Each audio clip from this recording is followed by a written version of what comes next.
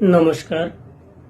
তরুণ কবি তপন মাইতির তৃতীয় কাব্যগ্রন্থ গদ্য পদ্যে বলা একালের ছিন্নপত্র প্রকাশনীতে প্রকাশিত হয়েছে।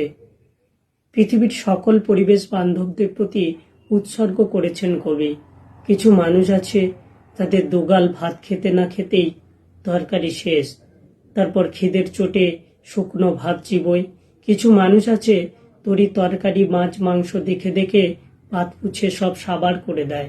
কিছু মানুষ আছে খাবার শেষে কিংবা খাওয়ার আগে ভাতের উপর লবণ ছিটিয়ে দেন। কেউ আবার ভাতে একটু লবণ খান না। বিচিত্র মানুষের এই বিচিত্র স্বভাব।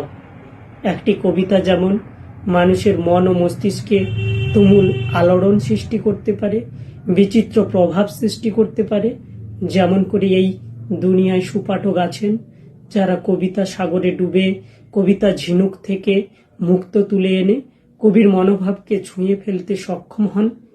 স্রষ্টা ও সৃষ্টির মতো একই দড়ির দুই বিপরীত অভিমুখে দুপাকের মতো কবিতা জীবনকে ছুঁয়ে আছে।